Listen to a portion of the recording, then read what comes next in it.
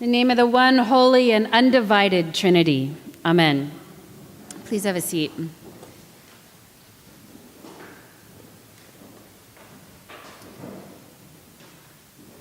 In Ernest Hemingway's book, The Sun Also Rises, one character asks another, "How did you go bankrupt?" And he receives the answer, 2 ways. Gradually, and then suddenly.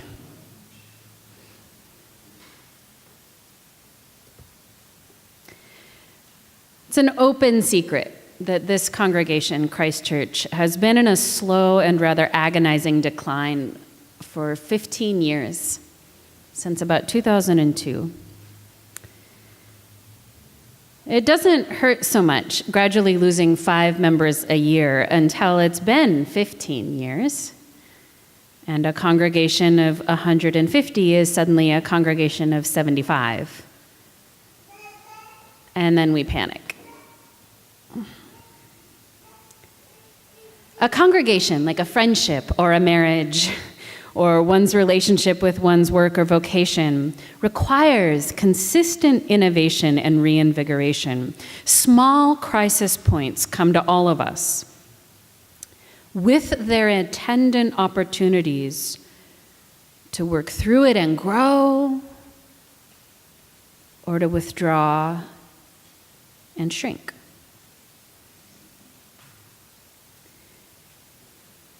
In today's gospel reading, for example, we hear something very interesting. Our incarnate God preferred to speak in opaque parables. Except today, though, we get a rare piece of perpetually practical advice. If someone does something harmful to you, talk to them alone. If that doesn't work, talk to them with some other people in the room. If that doesn't work, just tell the whole church about it. If that doesn't work, you gotta let them go.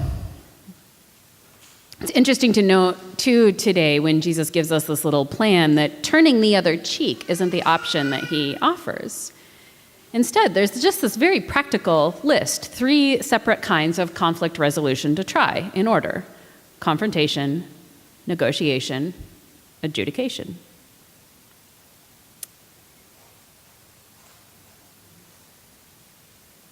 Why am I up here talking to you about decline and conflict on what should be the bright, shiny homecoming Sunday of our new program year?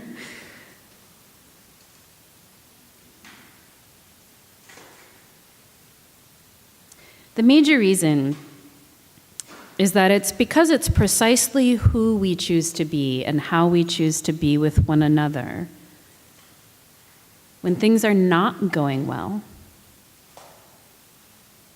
that shows us who we are. And today's the day we think about who we really are and who we really want to be. This year, in 2017, we are presented with a fork in the road as a congregation that we can no longer waver in front of or deny.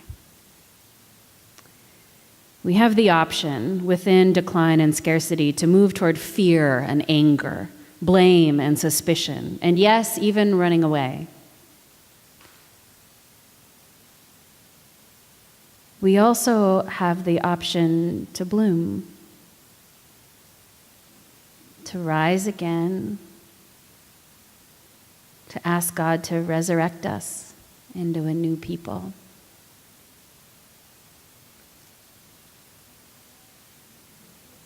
If we choose that, how do we decide who we want to be and who we are?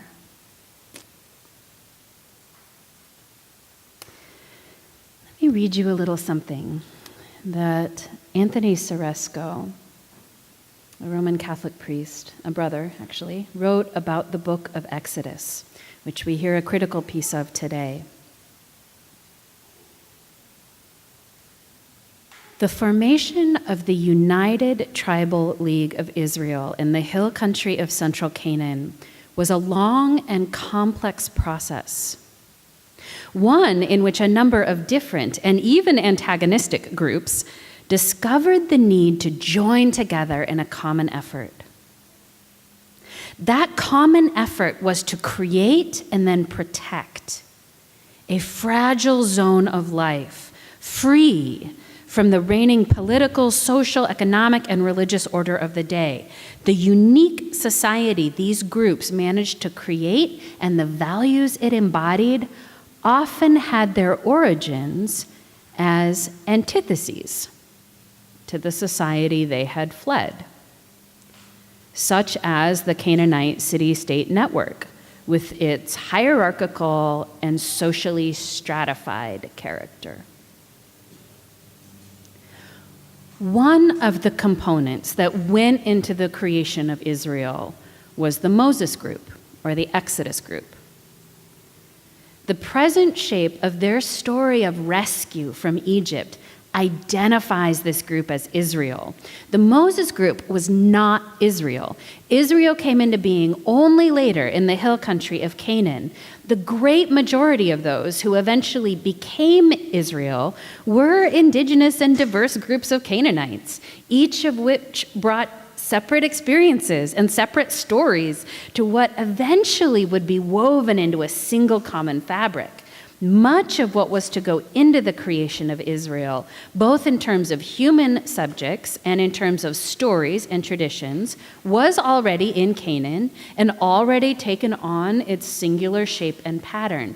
It only needed a catalyst, some key element or glue to crystallize and give the decisive and unified shape and character to this new people with their new common story in the already ancient land of Canaan.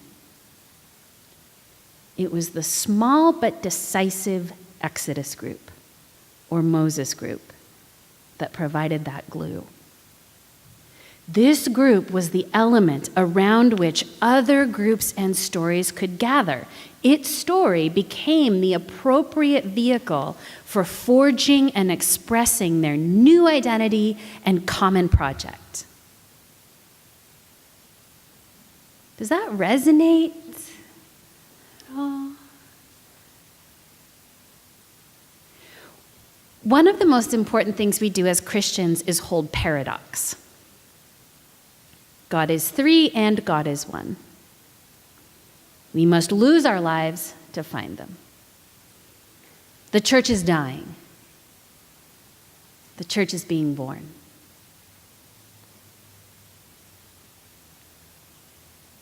This next year, beginning this Sunday, is going to be a year of new initiatives and learning. We will fail. We will fail again and again. Some, if not most, of the things we try will fail. Good thing we have a Messiah upon which to set our hope rather than church programs. Every time we fail, we learn something. We learn that that's not the thing that God had in mind for us. Great! We check it off the list. It makes room for something else. The only option off the table for us right now is remaining paralyzed with fear and nostalgia. Here are some of the concrete things happening this year. In October, we begin street chaplaincy on Sunday afternoons after the service. This is just walking around the neighborhood and getting to know our neighbors with sandwiches and probably smokes. Another thing is that a team including Owen Ewald, Jocelyn Harris-Gain, Natalie Johnson, Geneva Wall, and Elizabeth Myers, we just kicked off the first 2 days of a 5-year project at SPU. We were there Thursday and Friday, beginning our 5-year commitment to this Pivot project, a Lilly-funded nationwide investment in learning about the spiritual needs of young adults. And we will be developing projects, again, mostly failing, specifically aimed at 23 to 29-year-olds and trying them in conversation with an entire country looking at this over the next 5 years. Another thing that's happening is that a small team will be attending a conference about the adult catechumenate at Finney Ridge Lutheran in October. And this is to start building a real discipleship process at Christ Church, where people can learn about the faith, the stories of the faith, the copious riches of our tradition. Something that is true now is that people don't have a basic, what we find in the research is people don't have basic familiarity just with the very basic things about the faith, the creeds, the stories in the Bible, Abraham, to teach that and to teach discipleship, to teach life in community and practice. Another thing is that a team including Kathleen Ward, Becky Haver, Edie Burkhalter, Carlotta Hahn, and Ellen Ewald and I are exploring the possibility of having a monthly afternoon service for autistic children and children with other disabilities in the chapel that is sensory-friendly and welcoming to families. What I hear from these amazing special ed teachers is that many families have home and school as the two spaces they can be in safely and lack that third place, that community third place, to help provide that. We will finally, hopefully, welcome U-District Street Medicine onto our campus. We will set new community standards for welcoming newcomers into the life of God as we live it out on this campus. We are working on lowering barriers, both invisible and physical, to participation and proclamation. That's a lot, and it's not even all of it. This is a big research and innovation year, and what we're hoping for is that by this Sunday, next September, we have a relaunched Christ Church that is more deeply in tune with this neighborhood and its specific needs, that we stand in humility and service to this specific gift that God has given us.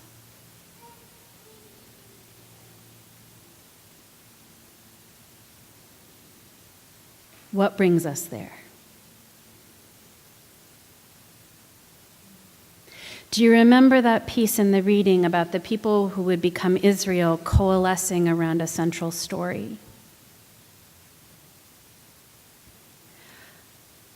Often, when we hear something new is going to happen, we can immediately, preemptively, feel exhausted.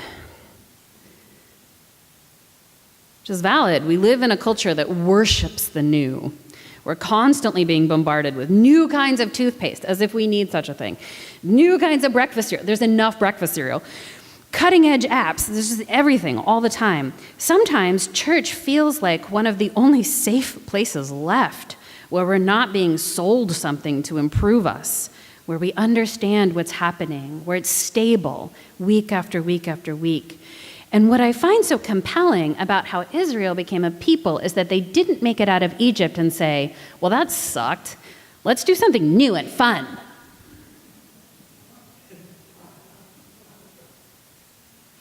They didn't trash their history. They took what was precious. Interestingly, even if they hadn't personally been there, even if they personally had never been in Egypt, and said, this is us. We build from this. And we too need to tell what is precious from Christ Church. One other thing that will be happening this year is collecting stories from the history of Christ Church to tell on our parish anniversary in that big celebration. Now, not big stories about when the building moved or, remodeled the undercroft. We're looking for stories about the time someone from this church came to your house right after you received a diagnosis you didn't know what to do with. Or when Ray Olson told you a story that you never forgot. or when Terry Cochran took you by the elbow and introduced you to someone that you needed to meet. Those stories, the little stories about who we really, really are and who we have been for over 100 years.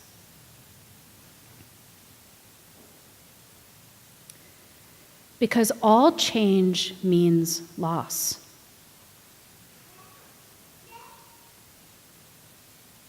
And loss means grief.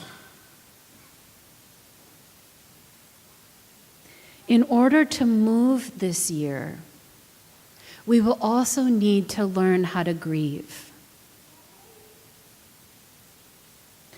Honest grief. Grieving a good church full of good people, all the good ways we have been, in order to move into the thing we're being called to. Right now, we have to change or die. But we don't have to forget while we do that. We won't forget.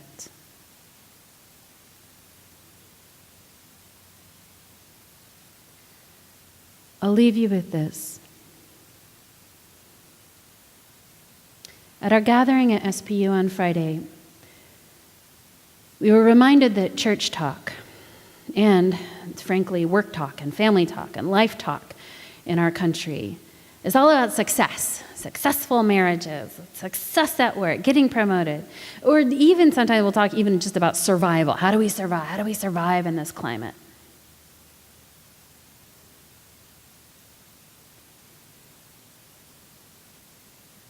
Neither of those are goals for the church. The standard for the church is something much different.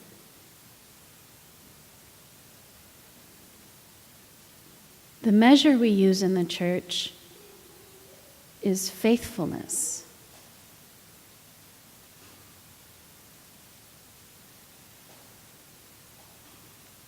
Faithfulness has very little to do with what the rest of the world considers success.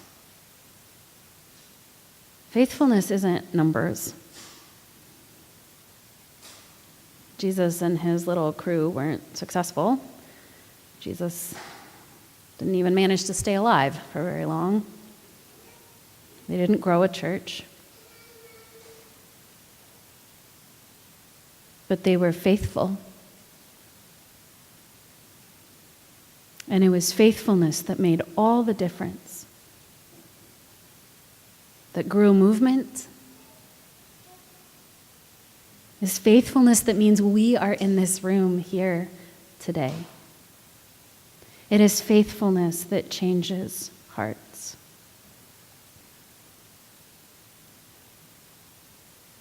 We're not searching for success as we embark on all these projects. How will we grow in faithfulness